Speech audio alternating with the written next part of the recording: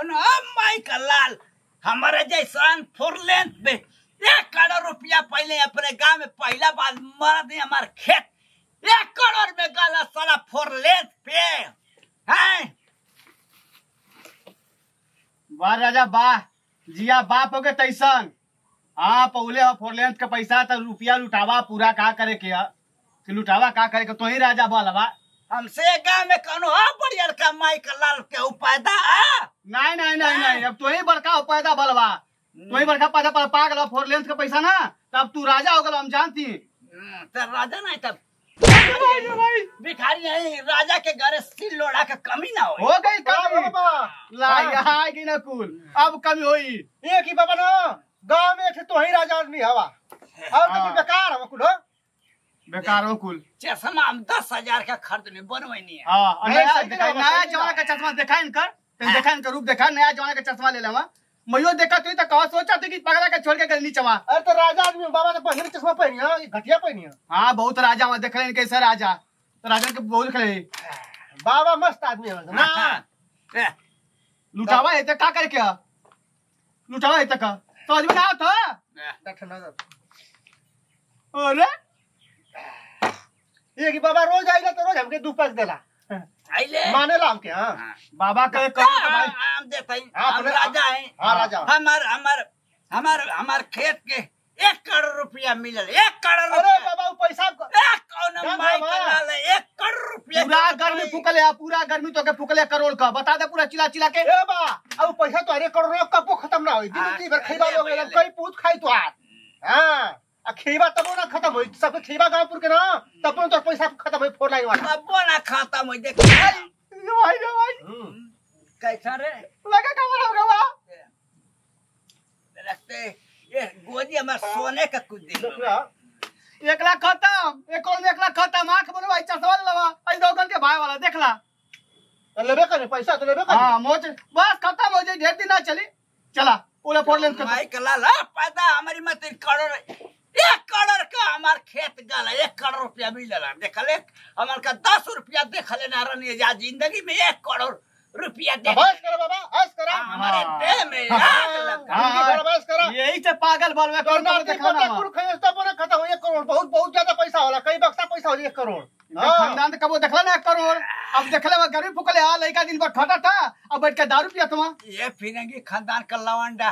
हां फिर खानदान में कबो देखला ना लोगन 1 लाख 1 करोड़ रुपया मजा आ गया बाबा निकल ले बहुत मजा आ गया ना समझ में होला पिया पियावा सबके कहां माने तो के का ये ठीक करे थियो बना रे करोड़पति हां तूने मेरा दुख दलिदर उठा लिया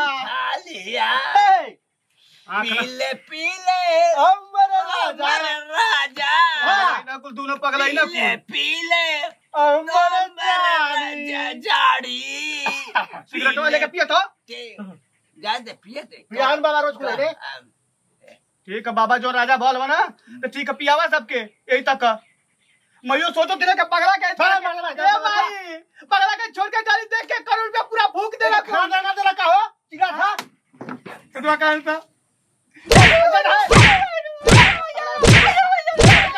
ज्यादा का बोल थरे एकर माइर लो अगर फोरलेंथ में हमार पैसा 1 करोड़ मिल गलो तो 50 लाख का तो गहना बनवा ले लो हमारी जिंदगी ठीक बोल तोर मर गई तब जाके फोरलेंथ माइक कुछ मत कहो कि माइक कुछ मत कहो कहो एक खाना देला कि ना हो कैसे कथा अब मर जा कोनो बात ना का टेंशन ना है। हां अब तो करोड़ रुपया पाई गलो मर जाई जी ऐसा मतलब ना तो के अरे जीना मुस्कान वास्तन के देखला कुल दुश्मनी रला 1 करोड़ रुपया सिपाही झिंगड़ा मुस्कुरा बा 1 करोड़ रुपया बाबू देख ले 1 करोड़ रुपया ए बा 1 करोड़ रुपया झिंगड़ा मुस्कुरा लागे न घर में सुनानी के सुसु की पुड़ा का करप मार देला देखला गाल तेरे पूरे 1 करोड़ लो दवाई ले क्या बैठा लगा हटिया से दारू शराब पिया थी तो क्या बैठा रही चल हो राम चली चली फिर बे नहीं सास का एक पैक और ले ले। अरे बाबा दे दे। हाँ 2 पैक तो रोज 1 करोड़ रुपया मिल रे भैया। अरे 1 करोड़ अरे बहुत पैसा होला हो केतनो खेबे पिए खत्म ना होई खाता हां खत्म कब जीवन में होई। हां अरे करम भाई कलाल पैदा से 1 करोड़ रुपया हमारी मती दिखाओ गर्मी फूकले देख ले 10,000 का चश्मा दे बता रे हमारे मारे बता 10,000 का चश्मा फिरंगी खदान का लौंडा हूं बाबा चले तो कर्पूर लग जाला सुतल तो सभा चालू हो जाला खानदानी तलवार धइला तोप लिया वाला हूं बाबा अब जानते ना तो लोग बता हमारे बारे में हम के अरे तू महाराजा आदमी है और क्या बा पूरा दुनिया का महाराजा तू ही ना और क्या हर दुनिया में तब ले एक पैक ए दा दा दा बता दुनिया में तो जाए कि टिकी ना पाई है जल्ला हां जितना पैसा तू पा गेला ना बैठले फरलन का पैसा देखल करे हमारे मत के मत नहीं हो क्यों ना सारा का इनका बुलोरो ले आई बुलोरो हां आ स्कॉर्पियो ले आई ले बाबा चली सारा के माइक कलर पादा लाके नहीं हो आजा के टक्कर ले ले गिरजी बा टक्कर ले लिया नहीं टक्कर लेने वाले आ बुलोरो चली हमरे गांव में तो हम माइक कलर बुलोरो खरीदे वाला स्कॉर्पियो खरीदाई हां जहाज के आई लाइसेंस बंदूक बनी ए बाबा जहाज वो किले वाला तो उड़ के चलवा ऊपर से के जहाज एगो हां तो वो खरीदा जी चली बाबा तब हम चल फिर शाम का आई प्रणाम या पड़ा ना बनी तो बनी ये जिंगा जइया से पुड़ो ले तोरा पैसा मिल गेला ना तैसे तनी ऐश करत हवा कि रोज साजी का 4 गो आदमी आत रोज पियत खात हवा का कोनी जरे फुआ मन का तना सीधिया गड़बड़ है देखली ना एकदम मने में पुरलन थोड़ा आवत रहे आ तन्नी सामान की देवलिया तुरंत से खेतवा से कट के चले गए एकदम तनके बचल ना था मनो को आगलो था मनो नहीं रेस करती जा आज रही मनो का अमीरन में मनो का नाम लिखा है कि झिंगा मुस्कान अमीर आदमी हो गई ना तब का देखत हवे आजकल भाव ना मिलत हउन कर सबके साजी का पहले तो सबके घरे साँझ दिन लौकत नहीं कि उनके द्वारा यो के द्वारा में ना लौकत हवे तनी राजा महाराजा का बेटा वाला काटी पैसा अरे का करी जरा तूने खूब काम करा खड़ा तो उनका उन्हें खड़ा सो बुढ़ऊ तो खूब मजा ले राजा मत दिया था जब से 4 लाख का पैसा बोले 1 करोड़ ना पूरा आजम राजा मत शान से दिया था और तो लोग खटा लोग तो लोग इतने का करे जना जब हमन के नसीबिये में ना दिखल फोरलन का पैसा तो का करने जा एकदम हमन की खेतवा तो राख फोरलन थवा हां एकदम सट ले तुरंत कट गलो करी और चल उनके पूरा खेते पड़ गल हां हमन का नसीबिया गड़बड़ है सिपाही या काम में करी जा बतावा सही कह तू फोरलन का पैसा तो ना देखत हो कितने ये थो खा अरे डेली 20 आदमी 30 आदमी डेली आओ हो पियत खात हो पियात खात हो पूरा 1.5 लाख का आंख बनू ले हां तो 1.5 लाख का आंख 1.5 लाख तो का अरे बाप 10,000 का चश्मा ले लो पूरा स्टाइल वाला चश्मा एकदम पहन के एकदम सोफा का लगा के एकदम पेड़ कुल पैसा बहुत पियत खात बना आराम से जेल हां तो जइया ले पैसा आ ना तो हेले खूब उड़ा ले मस्ती कर ले हेले पैसा खत्म हो जाए ना तो खुद फिना कोई पोजीशन पे हो जाए कि ना अरे ऐसे कैसे का 1 करोड़ कम हो का रुपया पियत खाता जोने पैसा कोई खाता ट्रैक्टर ले लेता साइकिल ले लेता मोटरसाइकिल ले लेता तब तो ले भाई कठड़ कुल राजा महाराजा बड़ा ले का था राजा महाराजा स्कॉर्पियो ले का थोड़ा का करी को और सिपाही राजा महाराजा बोल तो हमको पता मड़ई में रहे ना 4 लिफ्ट वाला घर बनवा लेता बटपती का वाला से ऊपर पहुंच जाता छत्ते पे सही कथी हो बात बाकी गांव में सबसे अमीर आदमी हो गए ना बाबा बता तू हमारे चक्कर है हमके जी बता जा तू दा जा देखा तो पूरा कैसे एकदम सोफा पर बैठ के पूरा एकदम शान से पियत हो राजा मत बैठ के अरे बढ़िया सामान का नसीब फूट गले बुआ मन के किस्मत एकदम खराब है गांव में चल चल यार महाराजा मत एकदम पूरा पैसा जाके देखा कुल जा सिंह जा जा 1 करोड़ रुपया 1 करोड़ रुपया क्यों माइक लाल पैदा क्यों पा जाई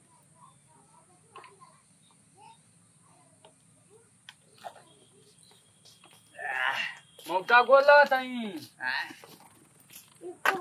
ताम जाम फैलौले हो जीजा पड़ाम जीजा पड़ाम जीजा पड़ाम करे साली आ पूरा देश भर वाली जिंदगी से रूठ गया हूँ मोहब्बत से जिंदगी से रूठ गया हूँ मोहब्बत से तूने ऐसा नजर मारा कि मैं साला बन गया शराबी से वाह वाह वाह वाह कहो जीजा ई कुल का ताम जाम फैलौले बा 1 करोड़ रुपया क्यों माइक लाल पैदा हमारे से लड़े बदे ये जीजा ई बात सही है कि 1 करोड़ रुपया ना बतावा जबले सबके पियबा खेबा तबले भैया दादा बाबा सबको ही अब पैसा ओरा जाए जीजा ना तो केहू ना पूछी सही कहते हैं। जल्ला अपने जिंदगी खातिर कुछ बाबा आई गति देख रे मिलुआ। हाँ देखत है। तो वो अब आई तो जीजा ठीक लगा थे 1 करोड़ रुपया मिलल तो अपन ऐश करत हम अच्छी बात है, अपने दिन रात के धैला अपने ये बगरुआ मौसा घरवा कहिया बनावत बा? बनी पहले ऐसगिरी ओकरे बाद ए जीजा ऐशगिरी मत करा पहले। सुन आजकल कैसन युग जमाना है ना कि लड़की लड़का केहू के ना पूछत हवा, अपने दिन रात खातिर जीजा 2 पैसा धला। आई देख आँख देख 10,000 का चश्मा। ए बगरुआ कदी लिया तो आई त घरवा में मुड़िया दरेर दे बसर की हक देबा ओई में भाई ले पैसा गर्मी तो के आ भाई बाप जीजा। राजा ना रे अरे बस जीजा हो हाँ। बतावा कब वो 10 रुपया ना देखे के मिलत रहला, का हो 1 करोड़ रुपया देखला तो गोर भुइया ना पड़ा था। कैसन बोला तो नमकीन लेके आओ नमकीन एक बोरिया तो पगला नमकीन लेके आल 1 बोरिया लेके आओ। ज्यादा भैया जो पैसा तो लेन के गर्मी फुकले अब अरे पैसा सही कर। उठ जाए ना तो केहू ना पूछी ढकेल दिया बेटा का पता यही तरह ला नमकीन पगला लो पैसा देख के देखा मौसी देख ले पूरा पैसा का बर्बादी कर तुम 20-25 लाख खत्म। कहो जीजा को मंगरू भैया समझावत ना बा का हो? ले का समझाई एक तो सबको बोला तू 20-25 आदमी रोज शाम का तो रोज ये नाटक रहता। एक बोरिया पगला नमकीन लेके रख ले तो भैया बता जाएगा दे तवा का मौसा। ले आओ ले हाँ दा ले कलर का मालिक है मेरू ले कलर का टाइप क्या पर मैं कलर पैदा कि हमारे ऐसे गांव में पैदा हो जाए 1 करोड़ का मालिक। टाइम कहो पर दे जीजा तवा का। तू 1 करोड़ का ना भगवान करे 10 करोड़ का मालिक हो जा, लेकिन अपन और दिन रात के धौला जल्ला आजकल बेटा पर तो केहू का ना पूछे वाला हम। अरे पगला हम कुछ देबे हम कुछ दे पैसा का गर्मी कैसा लइकवा पर उतारत हवा। ई हाँ एक गलत पैदा कर देला। आई बतावा तू उड़ावत पुड़ावत हवा लइका तो बोल ना सके ना। एकरे बाप का हम बनैले हम हमारे में पैसा निकल आल हम 1 करोड़ का मालिक है। कहो ए जीजा मौसा। जीजा हो तनी ब्याज पर 1 लाख रुपया दे दिया। ये आई आज भी आज ना चलेला हाँ ना दे दिया मौसा उधार तो अच्छा वही तरह दे दिया ना जीजा, हमारे घर फिर बाद में ले लिया। चूल बर्तन करा कुल मिल जाई। करे पगला हम क्या है रे हैं? हम क्या है का जनी हमारे रणुआ का कोनो लड़का होई चल हाँ ये भैया ये देख मंगरू ला भैया, देख ला। पैसा पाऊना तो तू हो के भुलाई गई। ठीक है पगला पीऊ पीऊ पीऊ तू तो नाशे कर तो पीऊ आयो ई गाँव माई वालन के देखा भी भुला ये दी है जीजा मम्मी। का जरा तो पैसा पैसा क्या हो रे? देला तो इनकर गोड़वा भुइया ना पड़त है, जरा तो पैसा ना उठिया। या रुपया वाला बाल हम आई देख मम्मी एक्शन या ये ना देखत है एकदम जरा ये- बाकी ये राजा या। बाबू भैया 10,000 का चश्मा लिया लो पगला ये या कि 10,000 का चश्मा लिया देखा हुआ कला है सब रिंग खत्म कर राजा बोलवा जे 1 रुपया ना देखे काकी सर तैयार ना सोचत रहना। ये पैसा का खेल है। जल्ला भैया जे अगर 10 रुपया ना देखले रहला आ 1 करोड़ देख ले तो जमीन पर ना रही। देख ले मौसी ना जिन पाए देखना आई देखना 1 लाख रुपया का सोफा ऐसे ही कब 30-40 लाख रुपया खत्म कर आई देना। ना कहत हवे कि घर दुआर बना ले हमारे पास काहे ना 10 लाख कमा जमा कर दो चल मन के पानी भाई अमन काहे जमा कर दो 10,000 बनावे जीजा पड़ा ममन जात है जा। बोला थी मौसा। जो फास्ट फिर शाम का ये तो के नमकीन पेप्सी पियाए। हाँ चला ठीक है चलो मौसा। हाँ। जीजा के पास अरे साली आधा घर वाली दिल तोड़ दिया है जिंदगी से। हाँ मोहब्बत एक बार कर दी है सारा जिंदगी से। लड़का की जिंदगी खराब करके सबको बोलावा था सबके बातें तो हमके डांटा था इना तो दे दिए पैसे तो खा लो। आइयो बुआ देख आयो राम प्रणाम हो बाबा। खुश रह। बोला क्यों बड़ो देखला फूल देखला जिगना देख ले कमान हालत कैले अब आप अपन हो। इनकर नमकीन लेके आ रे नमकीन लेके आ। का नमकीन या आनर वाला आनर बना लो का तकिया से कहो बना बाबा लो का तकिया से कि नमकीन है जुखिया सुना था कि बोड़ा का बोड़ा पूरा सिगरेट बीड़ी नमकीन ले रे ले लो रे बुआ खा ले। ले रे दा अभी ये अबे तनी अमीर हो गई लवा बात है एक और चम्मच नमकीन दे बा। ले। दे मौके निकल जाते निकल निकल। बाप होगी पाप आप समझ ही ना बात है। बाबा मुंह के दाग के हम ताकि हो दावा बाबूजी कहो बाबा ई बतावा दावा नीचे नीचे गो फास्ट नीचे, नहीं तो एक लत मारेगा साला उधर चला जाएगा। बाबा कुत्ता बेशरम, तूने मैं इस पे रखा है। आई एम सॉरी बाबा, I am sorry, I am sorry. हाँ इस पे क्यों रखा है? हाँ गलती हो गया, गलती हो गया। ए बुढ़ऊ ले लेते हम पूजा ए बुआ बुआ निकल। ये धनी अपने लड़का को मार गले ना होई। कहो ई बाबा ई तू बतावा क्या होता नहीं चुप पैसा। रहे, रो रो रो। एक बड़े घर का लड़का रोते हैं। नहीं रोते, नहीं रोते, नहीं रोते, नहीं रोते। तुम रो रही है। पी के बर्बाद कर रोई ना। अच्छा बाबा ई बतावा जनाओ 1 लाख रुपया अरे 1 करोड़ रुपया पहला हो तो उनमें तनी 7-8 लाख हमारा भी तनी घर बनवा लेती जा अपन। हमारे घर नौकरी कुल कराम दे दे। अब यार अब देख ले तनी अच्छा पड़ोसन है जब हमारे तनी मिलजुल चले ले। अब नौकर खुदे नौकरी देते देख ला। वह देखा राजा बोल हम एक दिन तोरो ही समय रहे क्या गरीब वाला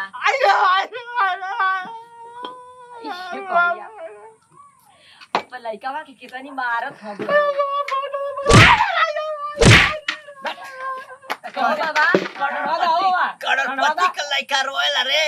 नो है बाबा अब तो नाम नीचे गो फास्ट, नीचे सिट डाउन गो।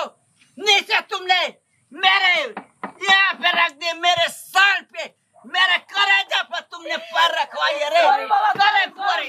तूने मेरे इज्जत पे फलूदा किया है। मेरे जिंदगी में तुम बलम डाल रही है। नीचे करते रहिए तुम लोग। I'm sorry बाबा, I'm sorry। मैं नमकीन खिला रहा है, पेप्सी पिला रहा है, तभी पिलाओ। ए बाबा यार तोरे पास पैसा है ना तो यार 4 गो जमी तोरे घर में आवत हवा आज यार पैसा खत्म हो जाई ना जा तो आगु जाका हो ना है कि बुढ़ऊ मारा था कि जिया था कि टटिया में आग लगत किया कि तो के कौन बीमारी दे कहो बाबा, कहो बाबा। आवे सोचा है ना, आवे सो अब तो तोहार नाम रहीसन में चल गल कि ना। आपका ए मंगरुआ कहो तैन जो दुकान से पेप्सी लेके आता ए तब तो इनका नाम होगा चिटकुट अंबानी नाम हो गया। क्या? अंबानी बहुत बड़ा हो ना खाता में लिख दिया था। ना जिंगा हां बड़का राजा महाराजा, महाराजा बोल महाराजा। अभी हमारा ए बाबा आओ यावा का क्या कुछ साफ कर। साफ कर रूपी के साफ कर। बहुत नी काम कराओ था बाबूजी, ठीक ना करत हई के तू ही साफ कर। तो कहो बाबा इधर ही दारू पिए था सिगरेट पिए था आई ना दारू पिए था ना फेफड़ा सड़ जाई ना जब पैसा बजल खुचल रुका होई। कहो बाबा ए साल का पलटवा साफ ना करके रख पूरा धीरे धीरे ले। कहो बाबा बड़े घर जा ले आराम से रह। कहो बाबा पूरा बनवा लेला। तने आओ का आओ माटटिया में तोरे काम मार खोसल लेवा और हथियार को बारवा लिया के खोद देले पुरान का बरे गले लेवा बंदूकिया तो घरवा में रख लो निकलो लो जवान। लड़का ना का बारवा गले लेवा ये बंदूकिया तो घरवा में रख लो निकलो बंदूक निकलो ना। आयो बंदूक निकल रहा हो के नहीं रे निकले वाला है भाई। कुल पैसा फूका तो जाना बाबा माफी मांगे थी जाए बुआ बता दे अमन का गलती ना करे कल तो महाराजा हो झगड़ा लड़ाई ना करो। बंदूक कहीं नहीं खरीदो हमें चलावे लगे दिन दहाड़े। ए बाबा तो से कहत ना अरे साफ कर सारा काल का करोड़पति के बेइज्जती कर। ए बुढ़ऊ जब पैसा बचल है ना तो लेके 20 तल्ला ना बिल्डिंग बनवाला आ लिफ्ट उफ्ट लगवाला एसी ओसी ए बुआ बटा में टिबस घन से ना पहुंच जीवा ऊपर। बाबा बिस्ती भरा बिस्ती पैसा जला ए मंगरुआ हां बाबूजी झोला ले लेता। झोला ले क्या तो बुढ़ऊ अब तब बात ना देबा के ए निकले बात है, कोई बात नहीं। यहाँ पे कोई छुआई नहीं। निकला 1 करोड़ का मालिक है कौन माइकल पैदा हमारी मती राजा बन जाई। अरे पगला पागल पैसा तो इंग्लिश ए में किसको पागल बोल रहा है रे? किसको बोल रहा है? खाना पे 1 लाख फेंकूंगा तुम लोग सारा नस ढील हो जाएगा। हाँ, तुमको तो लेडीज पुलिस से तुम्हारा हाल बिगड़वा देगा। मैं अभी जानता ना 1 करोड़ का मालिक है अभी। पैसा ना महाराजा। पड़ा वो भी आई थी मोटकी मेरी साली देखते हड़रा गई। क्या कह रही थी, क्या कह रही थी? वो कह रही थी कि नहीं जीजा ऐसा नहीं करना चाहिए। उसके लड़का को भी खिलाया, उसको भी खिलाया। वो ऐसे खुशी खुशी गए हैं लोग।